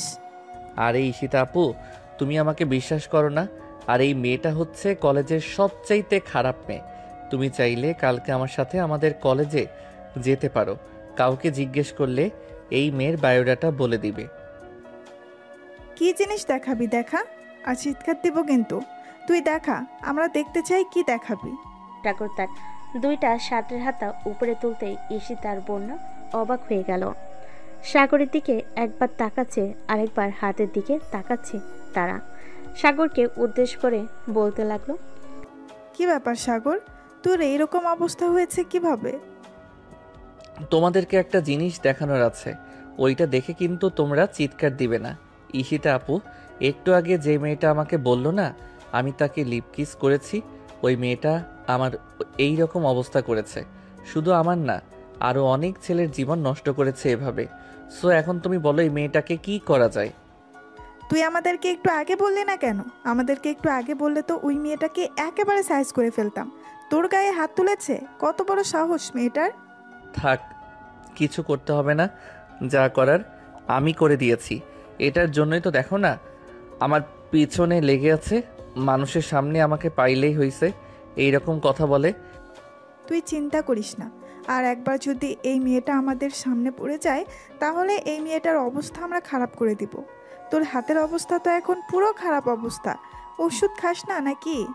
হ্যাঁ, ওষুধ খাইতেছি, আর মাত্র 3 দিন হয়েছে এরকম হয়েছে। এটা ভালো হতে হতে অনেকটা সময় লাগবে। একটা জিনিস তো আর একবারে ভালো হয়ে যায় না, আস্তে আস্তে ভালো হয়। আচ্ছা চিন্তা করিস না, আস্তে আস্তে ভালো হয়ে যাবে। ঠিক মতো খাওয়া দাওয়া করবি আর ট্যাবলেটগুলো ঠিক মতো খাওয়াবি। চল এখন ফুচকা খাবো, এরপর বাসায় চলে যাব। কালকে না হয় আবারও ঘুরতে যাবো অন্য জায়গায়। ঠিক আছে, কালকে না হয় ঘুরতে যাব। সাগর ঈশিতা এবং বন্যাকে নিয়ে চলে আসলো ফুচকার দোকানে। ফুচকা খেয়ে তিনজন রাস্তার এক সাইড দিয়ে হাঁটতেছে। হাঁটতে হাঁটতে বাসায় যাইতেছে। এমন সময় সাগর দেখতে পেল নদীকে। সে কিছুটা সামনে দাঁড়িয়ে আছে। এটা দেখে সাগর ঈশিতা আর বন্যাকে উদ্দেশ্য করে বলতে লাগলো, ঈশিতা আপু, এইখান দিয়ে যাওয়া যাবে না। আমরা অন্য রাস্তা দিয়ে যাব কেন? এই রাস্তা দিয়ে গেলে কি সমস্যা? কোনো সমস্যা নাকি এই রাস্তা দিয়ে গেলে? এমনিতে কোনো সমস্যা না, তবে এই রাস্তা দিয়ে আমার যেতে মন চাইতেছে না, এটার জন্য বললাম আর কি। চল এই রাস্তা দিয়েই যাব। আর আমরা তো এই রাস্তা দিয়ে এসেছিলাম, এখন কেন এই রাস্তা দিয়ে যেতে পারবো না? চল। সাগর ঈশিতা আর বন্যাকে নিয়ে চলে আসলো বাসায়। কলিং বেল দিতেই তার আম্মু এসে দরজা খুলে দিল। তিনজন বাড়ির ভিতর প্রবেশ করতেই সাগরের আম্মু সাগরকে উদ্দেশ্য করে বলতে লাগলো, সাগর, তুই এক কাজ কর, পাশের মুদি দোকান থেকে পোলাও চাউল নিয়ে আয়। যা রান্না করেছিলাম সব তো শেষ হয়ে গেছে। আচ্ছা আম্মু, নিয়ে আসতেছি এখনই। এই বলে সাগর চলে আসলো মুদির দোকানে। সদা নিয়ে বাড়িতে চলে আসলো। সাগরের আম্মু রান্না করতেছে আর সাগর সবাইকে নিয়ে তার রুমে আড্ডা দিতেছে। এমন সময় ঈশিতা এমন একটা কাজ করে ফেললো, কেউ ভাবতে পারে নাই কি কাজ করেছে। আপনারা বুঝতে পারছেন না তো, তাই না? ওয়েট, আমি বুঝিয়ে দিচ্ছি। সাগর বিছানায় বসেছিল আর ঈশিতা সাগরের পাশে বসেছিল। হঠাৎ ঈশিতা সাগরের কোলে বসে গেল। এটা দেখে তো সবাই অবাক। সবচাইতে বেশি অবাক হয়েছে সাগর ঈশিতার এরকম ব্যবহারে। সাগর তাড়াতাড়ি করে ঈশিতাকে তার কোল থেকে নামিয়ে বলতে লাগলো, ঈশিতা আপু, তুমি এটা কি করলে? এই কাজটা কিন্তু একদম ঠিক করো নাই তুমি। এখন ওরা সবাই কি ভাববে? ওরা যা ভাবার ভেবে নেবে। আমি তো এখানে এসেছি শুধু তোর জন্য। এত বছর অপেক্ষা করার পর তোকে পেলাম আমি। কয়েকদিন পর আব্বু আম্মু আসবে আমাদের বিয়ের কথাবার্তা বলার জন্য। এখন থেকে আমি এখানে থাকবো। সরি ঈশিতা আপু, এটা সম্ভব না। কেন সাগর, সম্ভব না কেন? তুই কি অন্য কাউকে ভালোবাসিস নাকি? জানি না আমি অন্য কাউকে ভালোবাসি না, তবে আমি তোমাকে বিয়ে করতে পারবো না। এটাই হচ্ছে আমার লাস্ট কথা। আমি তোমাকে সবসময় আপু বলে এসেছি, এখনও আপু বলবো। দেখ সাগর, আমি কিন্তু দেখতে এতটাও খারাপ না যে তুই আমাকে বিয়ে করে সুখী হতে পারবি না। তুই যখন যা চাইবি আমি তোর জন্য তাই করব। প্লিজ তুই আমাকে বিয়ে কর। তোর কাজ করতে হবে না, আমি কাজ করে তোকে খাওয়াবো। সরি আপু, কাজ করে খাওয়ানো এটা কোনো কথা না। আমি তোমাকে বিয়ে করতে পারবো না, বিয়ে করতে পারবো না। কাজ সব সময় সবাই করতে পারে। আমার চাইতে আরো অনেক ভালো ছেলে পাবে তুমি। এসব বলতে হয়েছে সাগর। এমন সময় তার রুমের ভিতর প্রবেশ করলো তার বন্ধু রাকিব। রুমের ভিতরে আরো দুজন অপরিচিত মেয়েকে দেখে রাকিব বলতে লাগলো, কিরে সাগর, ওরা কারা? আগে তো কখনো এই বাড়িতে দেখি নাই।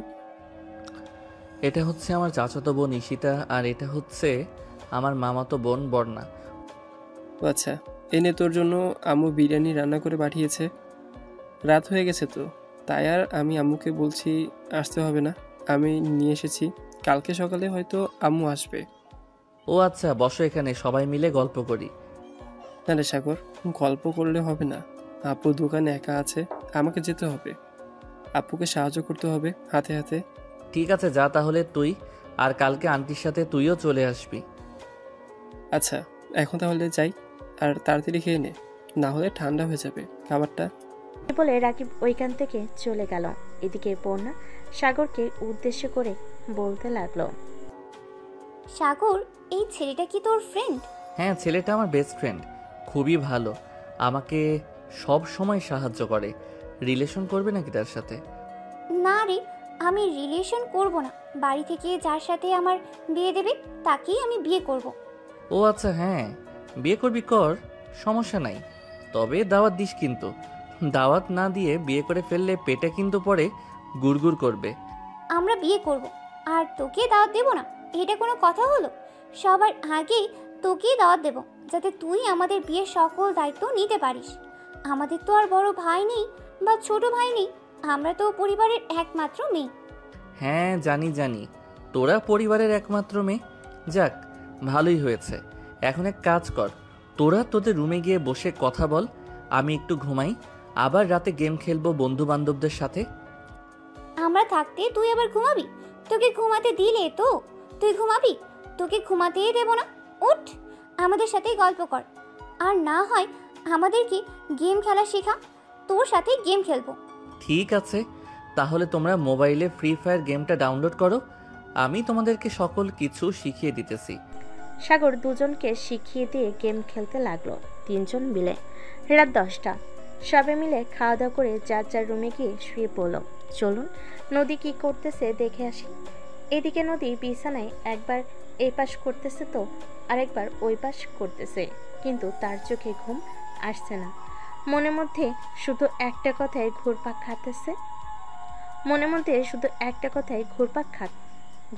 খাইতেছে, ওই মেয়ে দুটো কে হতে পারে? সাগরের সাথে আগে তো কখনো দেখে নাই। এসবই বারবার বলতেছে নদী তার মনকে। এসব বিড়বিড় করতে করতে কখন যে ঘুমিয়ে গেছে সেই খেয়াল নদী নেই। পরের দিন সকাল 9টা, নদী কলেজের জন্য রেডি হয়ে চলে আসলো কলেজে। গাছতলায় বসে আছে, এমন সময় নদীর সামনে দিয়ে মারিয়া যেতে লাগলো।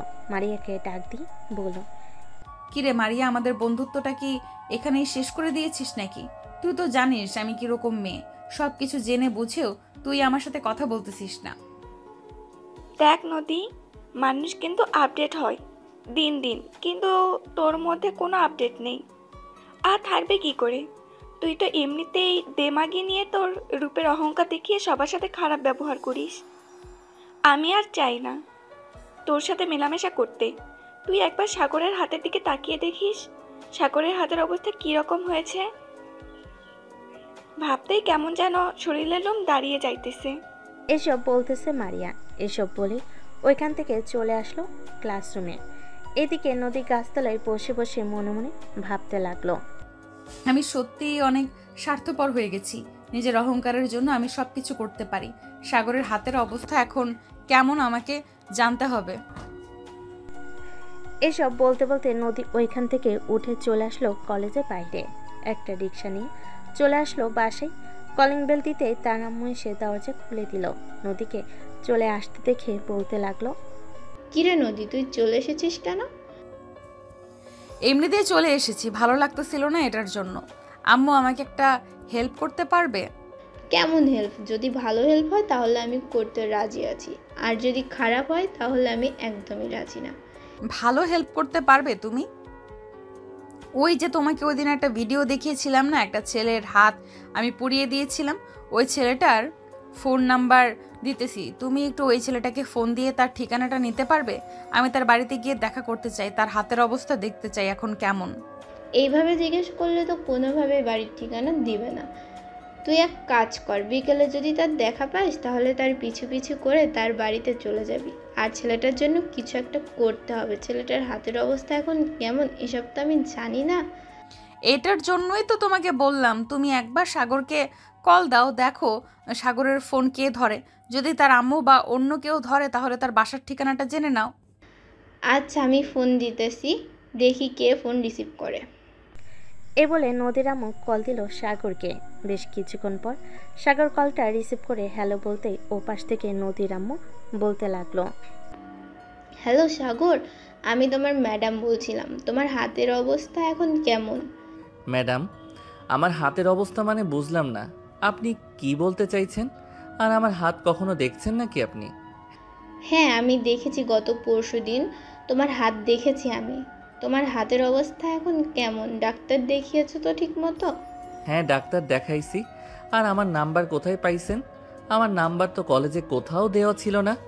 আপনি সত্যি করে বলেন তো আপনার পরিচয়টা কি আর আমার নাম্বার কে দিয়েছে? নদীর আম্মুর কাছ থেকে নদীর ফোনটা নিয়ে বলতে লাগলো, হ্যালো সাগর, আমি নদী বলতেছি। তোমার বাসার ঠিকানাটা বলো, আমি আসবো তোমার বাড়িতে। আমি তোমার পায়ে ধরে মাফ চাইবো, আমাকে মাফ করে দাও। ঠিক আছে, মাপ চাইতে হবে না। আর আমার বাসার ঠিকানা দিতে পারবো না। ফোন রাখলাম। এখন আমাকে ফোন দিবেন না আপনি। এই বলে সাগর ঠুস করে ফোনটা কেটে দিল। এদিকে নদীর আম্মু আর কিছু বলল না নদীকে। উনি জানে যে সব অপরাধ নদীর। এদিকে নদী চলে আসলো তার রুমে। দরজাটা লাগিয়ে দিয়ে বিছানায় বসে কান্না করতে করতে মনে মনে বলতে লাগলো, আমি এত বছর হয়ে গেছে কারোর অবহেলা পাই নাই, আর আজকে একটা ছেলের কাছে মাফ চাইবো, তাও মাফ চাওয়ার সুযোগ নেই। হে আল্লাহ, আমি কিভাবে কি করব বুঝতে পারতেছি না। আমাকে ধৈর্য ধরার তৌফিক দান করো। এইসব বলতেছে নদী।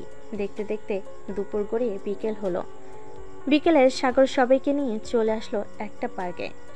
তোরা সবাই এখানে বসে বাদাম খা। আমি তোদের জন্য দোকান থেকে কোন আইসক্রিম নিয়ে আসতেছি। ঠিক আছে, নিয়ে আয় তাহলে। সাগর সবার জন্য কোন আইসক্রিম নিয়ে চলে আসলো। সবাই বসে বসে খাচ্ছে। এদিকে নদী তার রুম থেকে বের হয়ে তার আম্মুকে উদ্দেশ্য করে বলতে লাগলো, আম্মু, আমি বাইরে যাইতেছি, দেখি যদি সাগরের সাথে দেখা হয় তাহলে তার কাছে মাফ চেয়ে নিব। তুমি এক কাজ করো, আমার জন্য বিরিয়ানি রান্না করে রাখো, আমি এসে খাবো। ঠিক আছে, তুই যা, আমি তোর জন্য বিরিয়ানি রান্না করে রাখবো না। নদী তাদের বাড়ি থেকে বের হয়ে পার্কের সামনে দিয়ে হেঁটে হেঁটে তার বান্ধবীদের বাসার দিকে যাইতেছে। এমন সময় পার্কের ভিতর নজর পড়তে দেখতে পেল সাগর আজকে আরও একটা নতুন মেয়েকে নিয়ে মোট 3 জনকে নিয়ে ঘুরতে এসেছে। এটা দেখে নদী তাড়াতাড়ি করে চলে আসলো পার্কের ভিতর। কিন্তু পার্কের ভিতর এসে নদী এবং বাকি সবাইকে পেল না, কারণ সাগর অলরেডি নদীকে দেখে ফেলেছে।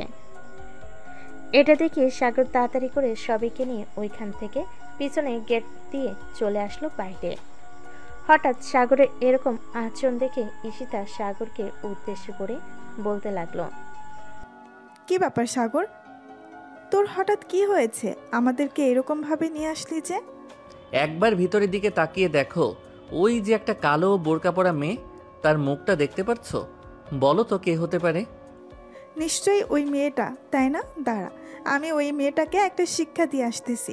তোর সাথে এরকম করেছে, এটার জন্য তো তাকে শাস্তি পেতে হবে। কোনো কিছু করার দরকার নেই, তার শাস্তি সে এমনিতেই পাবে। এখন চলো আমরা কফি শপে যাই, কফি শপে গিয়ে কফি খাই। হ্যাঁ চল, আজকে আর আনন্দ করতে পারলাম না এই মেয়েটার জন্য। কালকে এই এলাকার আশেপাশে কোনো পার্কে যাব না, অন্য এলাকায় পার্কে যাব।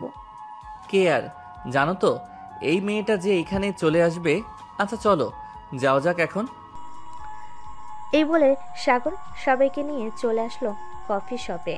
দীর্ঘ 2 ঘন্টা আড্ডা দিয়ে সবাই চলে আসলো বাসায়।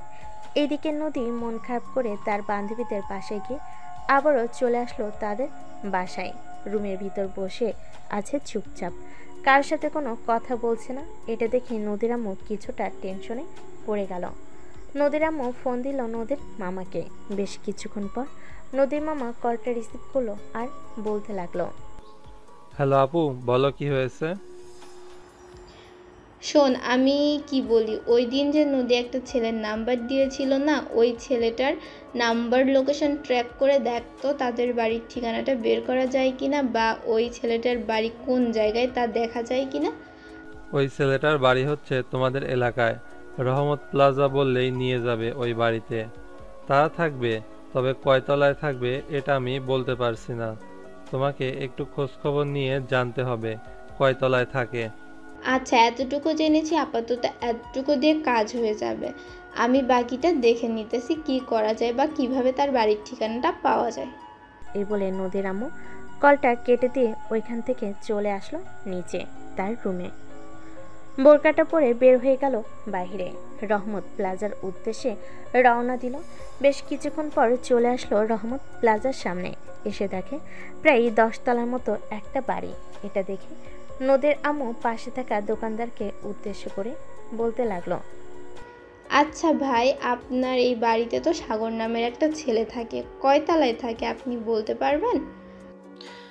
সাগরের কথা জিজ্ঞেস করতেছেন? সাগর ছেলেটা তো খুবই ভালো। আর আপনি কে? আপনাকে তো চিনলাম না। ওহ, আমাকে চিনবেন না, আমি ওই সামনে থেকে এসেছি। সাগর একটু অসুস্থ তো, তাকে দেখার জন্য। তার বাড়ির ঠিকানাটা একটু বলেন তো, মানে তারা কয়তলায় থাকে এবং কত নাম্বার রুমে থাকে ওইটা বলেন। ওরা তো 7 তলায় 222 নাম্বার রুমে থাকে, গিয়ে দেখেন। নদীর আম্মু চলে আসলো 7 তলায় 222 নম্বর রুমের সামনে। কলিং বেল দিতে সাগরের আম্মু এসে দরজা খুলে দিল। নদীর আম্মুকে দেখে বলতে লাগলো, কে আপনি আর কাকে চাই এখানে?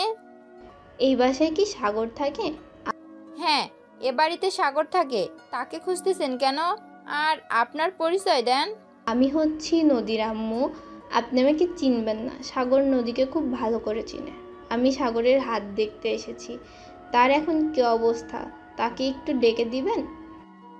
আচ্ছা, আপনি ভিতরে এসে বসেন, আমি সাগরকে ডাক দিতেছি। নদীর আম্মু সোফায় বসে রইল। এদিকে সাগর আম্মু চলে আসলো সাগরের রুমে। সাগরকে উদ্দেশ্য করে বলতে লাগলো,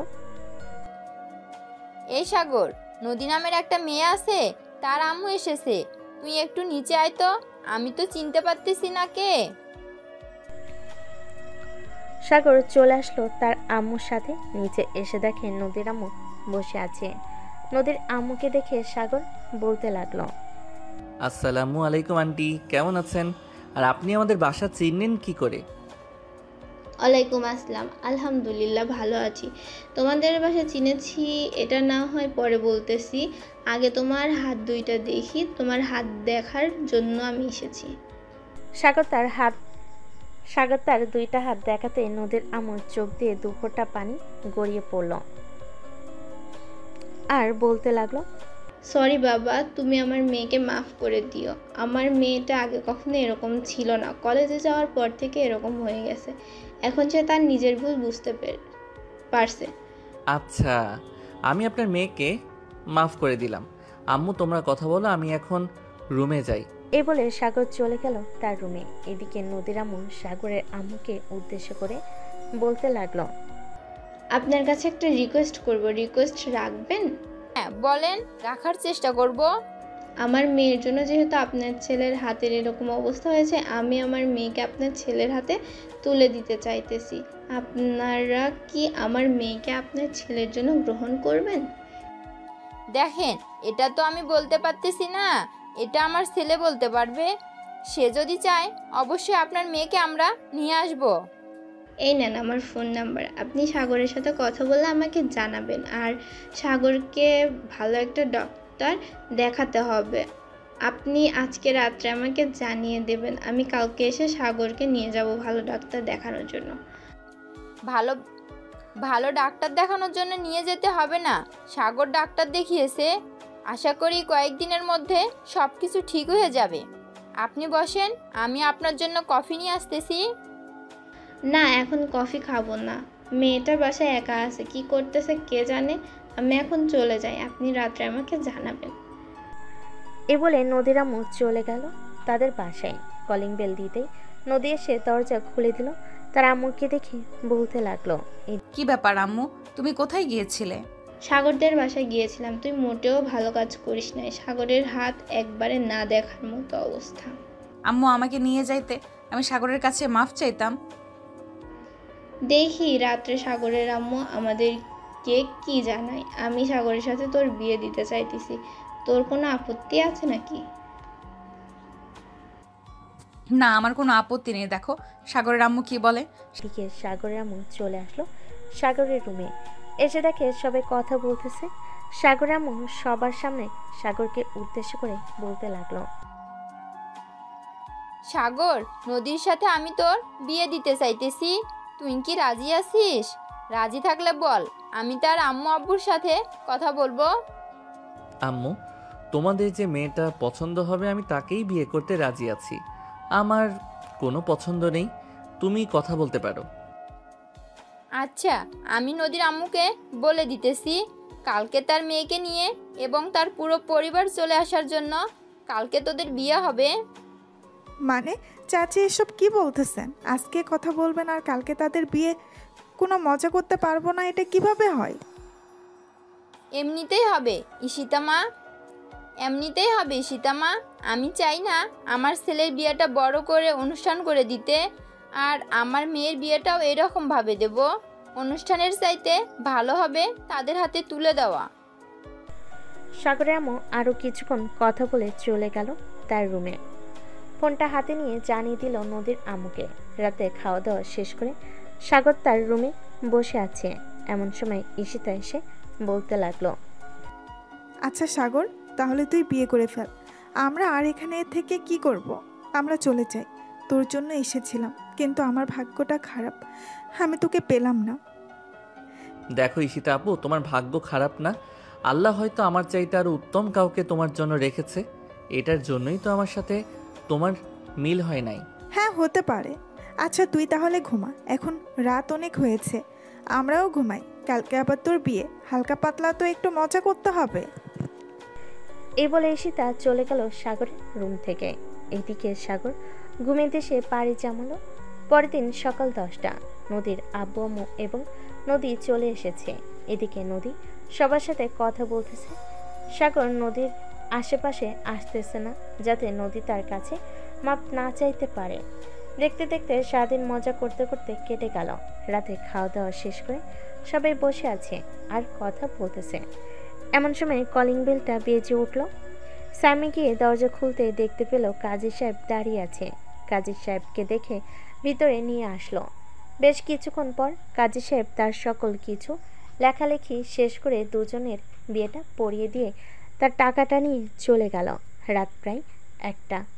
সাগর নদীকে নিয়ে চলে আসলো তার রুমে। দরজাটা লাগিয়ে দিয়ে সাগর বিছানায় গিয়ে শুয়ে পড়ল। এদিকে নদী দাঁড়িয়ে আছে। এটা দেখে সাগর নদীকে উদ্দেশ্য করে বলতে লাগলো, কি ব্যাপার নদী, দাঁড়িয়ে আছো কেন? ঘুমাও পাশে এসে। সাগর, তুমি বিছানা থেকে উঠে আমার সামনে দাঁড়াও। আমি তোমার কাছে মাফ চাইবো আমার ভুলের জন্য। মাফ চাইতে হবে না, আমি তোমাকে অনেক আগেই মাফ করে দিয়েছি। এখন এসে ঘুমাও, রাত অনেক হয়েছে। ঘুমাবো মানে? মানুষ বাসর রাতে বাসর করে, আর তুমি আমাকে ঘুমাতে বলতেছো? আমি ঘুমাবো না, আমি আদর খাবো। আদর খাইতে হলে তো পাশে এসে শুইতেই হবে। পাশে এসে না শুইলে আদর করব কি করে? সাগরের কথা শুনে নদী সাগরের পাশে গিয়ে শুয়ে পড়ল। এদিকে সাগর রোমান্টিক স্টাইলে নদীর ঠোঁটজোড়া কামড়ে ধরল। বেশ কিছুক্ষণ নদী ঠোঁট এইরকমভাবে চুষে চুষে খেয়েছে। মনে হচ্ছে জীবনে কোনোদিন খায়নি। আসলেই তো জীবনে কোনোদিন খায় নাই, এখন তো খাবে। বেশ কিছুক্ষণ এভাবে থাকার পর নদী সাগরকে ছেড়ে দিয়ে বলতে লাগলো, এখন আদর করো আর লাইট নিভাও, সবাই দেখে ফেলতেছে। আমার বুঝি লজ্জা করবে না নাকি? হ্যাঁ, তোমার তো লজ্জা করবে। এই যে পাঠক পাঠিকারা, আপনারা আর দেখেন না, আমার বউ লজ্জা পাইতেছে। এখন আমাকে আদর করতে দেন আমার বউকে। আর একটা কথা, এটা কিন্তু আমার সিনিয়র বউ, মনে রাখেন আপনারা। আর সিনিয়র মেয়ে বিয়ে করলে বেশি বেশি আদর পাবেন। আজকে লাইট বন্ধ করে দিলাম আর গল্পটা এখানেই সমাপ্ত করে দিলাম। সবাই ভালো থাকবেন, সুস্থ থাকবেন। ধন্যবাদ।